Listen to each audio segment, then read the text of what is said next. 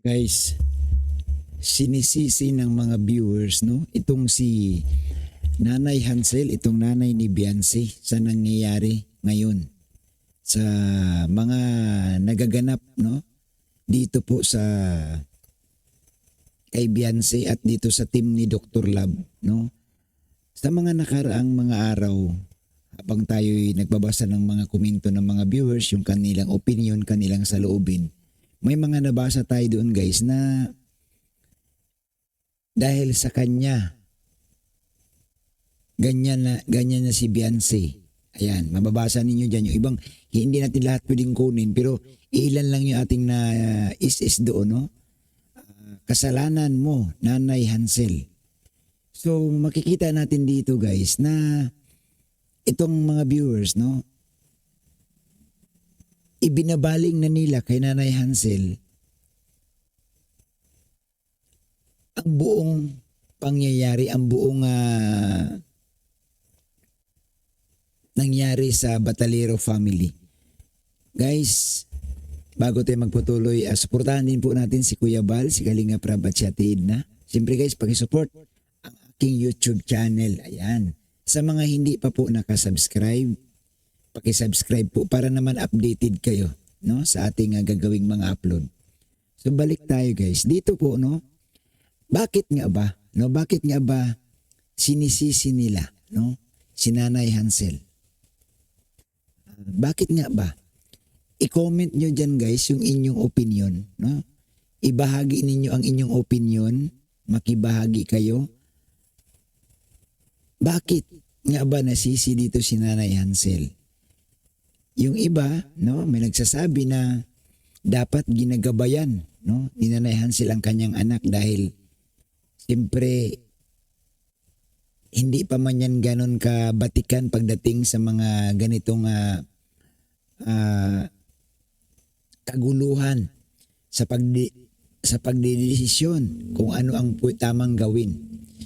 Ang sabi naman ng iba kasalanan ng nanay yan. Kasi kung pinasunod daw yan ng maayos, kung tinuruan ng maayos, sana daw hindi mangyari ang ganito. No? Comment kayo guys, no? Malaman din natin kung ano ang inyong saloobin. Dito yung ating reaction, no? Kinukuha lang natin din yung mga sinasabi ng iba na nakakalungkot lang kasi nauwi na ngayon kay Nanay Hansel ang baling ng sisi. No? Kasi nga, ang sinasabi ng iba, huwag mong payagan yung anak mo na pumasok sa social media dahil bata pa yan. Dapat daw si Nanay Hansel hindi nagkukomento kung saan-saan. Hindi nagsasalita. Katulad na lang daw sa nangyari sa kanila ni Dr. Love.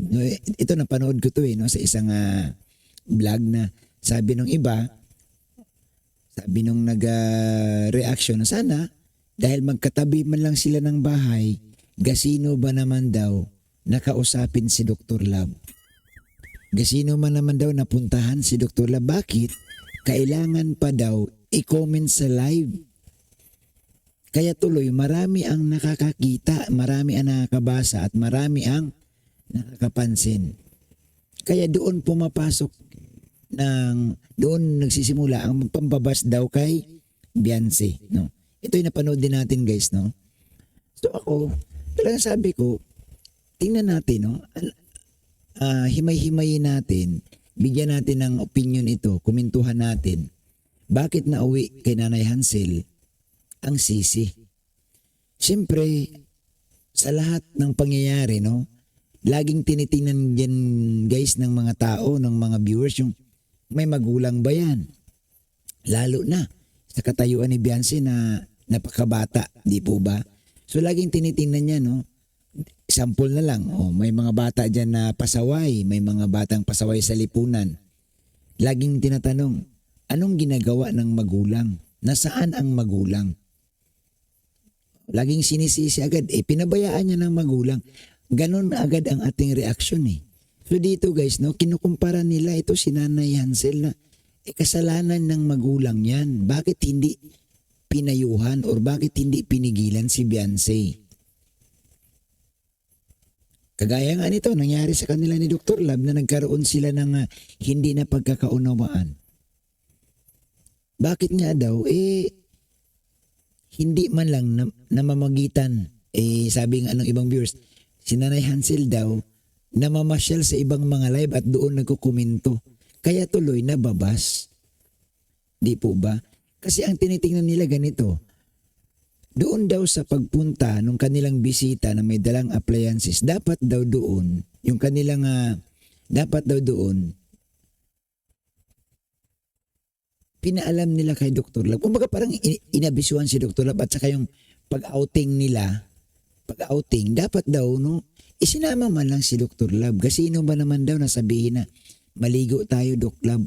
Bakit daw itinago? So yun hindi nagustuhan din ng ibang viewers Lalo na po dito sa supporters ni Dr. Lab na Team Guapa.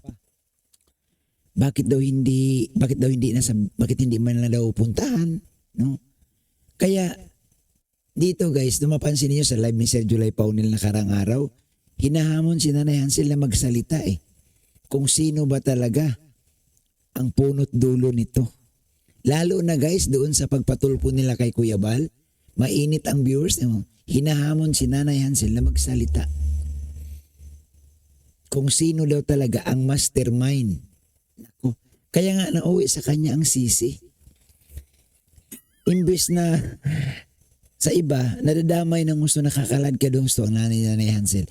Pero kung titingnan mo kasi, normal kasi yan na laging sisihin dito ng viewers ang magulang. Kasi may magulang si Beyonce. So wala talagang lusot si Nanay Hansel. Nadagdagan pa na nagkukomento si Nanay Hansel sa ibang mga live instead na kausapin daw si Dr. Lab. Kumbaga dito guys, tinitingnan nila na hindi magandang halimbawa, no? Guys, inaano lang natin yung mga opinion ng mga viewers, Sabi dito, hindi magandang halimbawa na bakit hindi man lang napagsabihan si Beyonce, hindi daw napalaki si Beyonce. Ayon sa mga viewers. No? Alam mo, sa totoo lang, malaki kasi ang papel ng magulang sa pangyayari sa mga anak, no? Malaki talaga ang papel ng magulang. Hindi natin pwedeng i-deny yun, hindi talaga po pwede guys. No? Kasi kahit sabihin mo pa na example, no? May batang suwail. Pag tinanong mo ang nanay, sasabihin, kagaya lang itong mga batang hamog sa kalsada, pag nahuli ng mga kinaukulan, dadalhin sa isang ampunan, tatanungin ang nanay. Ang sagot naman ni nanay, ewan ko ba dyan, ang tigas ng ulo niyan. Di man kami nagkulang. Pero ano mo, sinasabi pa rin ng mga tao, kasalanan mo po yan, may pagkukulang ang magulang dyan. So bumabalik talaga guys, sa magulang ang sisi. So ito ngayon ang nangyayari kay Nanay Hansel na ibinabalik sa kanya lahat ang sisi. Kung saan naman, pag tinitingnan mo talaga ang sitwasyon nila ngayon, talagang gano'n, no? Sabi talaga si Nanay Hansel dito kasi ang gusto kasi ng mga viewers dapat ginabayan, no? Si Beyonce. At dapat kung ang gusto ng mga viewers makitaan na ang kinukumpara kasi nila no, si Nanay Hansel sa ibang mga magulang din ng mga beneficiaries na hindi sumasagot sa mga baser at hindi na mamasyal sa mga live. No, kinukumpara na siya Nang pumapasok na yung comparison na yung iba hindi naman ganito. Si Nanay Hansel daw masipag. No, masipag.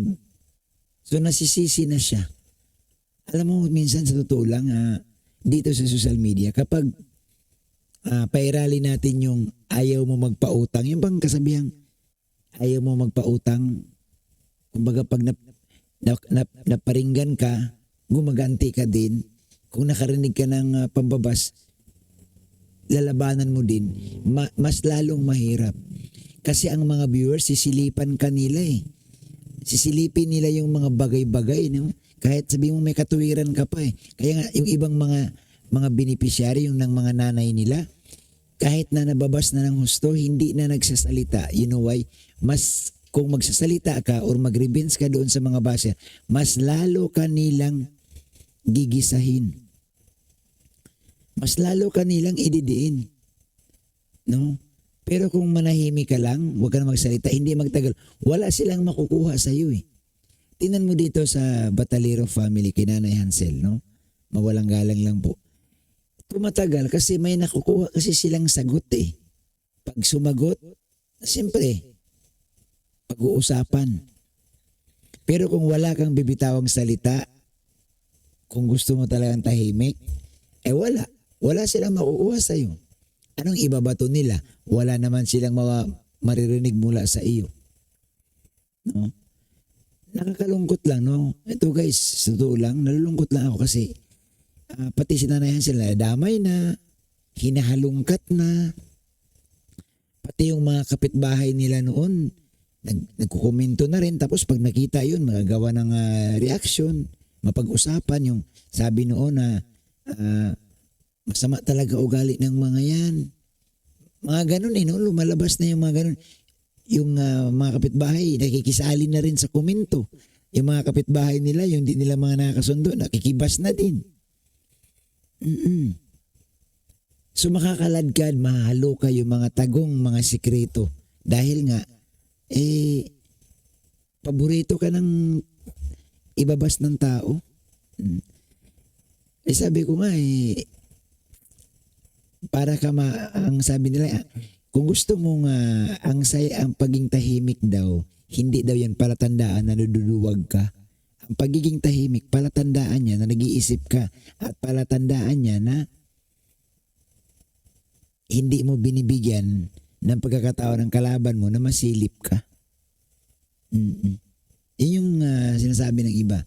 Subukan mong manahimik, wala yung sila makukuha sa'yo. Pero subukan mong panay ang sagot mo, panay dipinsa mo sarili mo. Nako, yan ang gusto ng mga baser.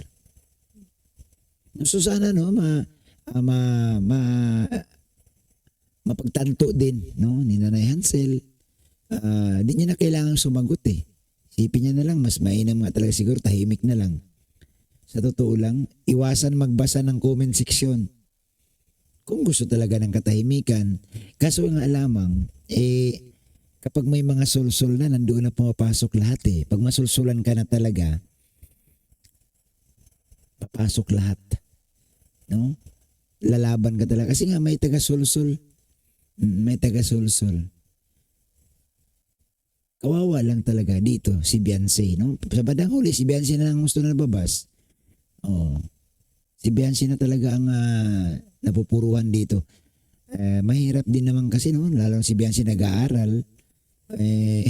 Kilalang kilala dahil sa napapanood. Ano na lang kaya ang isasagot ni Beyonce niya sa labas? No? So sana lang maayos din. No? Ang atin lang naman maayos lang din at kung ano pang kung hangga't maaga pa na pwede pang maiwasan-iwasan na yung mga bagay na nangyari kasi ang tagal na nitong pambaba sa kanila ang tagal na. Akala ko nga matapos na pero lalo ngayon lalong bumalik na naman ulit kasi nga may mga pangyayaring bago, no? Kagaya nga lang nitong nangyari kay Dr. Love, no? Yung sinasabi ni Dr. Love na hindi ako na-inform, hindi ko alam yung pag-outing nila nung dumating yung bisita nila. Nako. Siyempre, tinitingnan ng mga tao na si Dr. Love ang scouter, siya ang nakasil, na siya ang kasama si Dr. Love sa nakatulong na ma-vlog siya ni Kalinga Prab. So sana maayos na. So maraming salamat guys. No? Yan lang ating kwentuhan. Yan sa mga viewers po. No? Samahan ninyo ako guys sa inyong komento, sa inyong opinion. I-comment nyo po. I-comment nyo po. Maraming salamat at isang mapagpalang gabi sa lahat.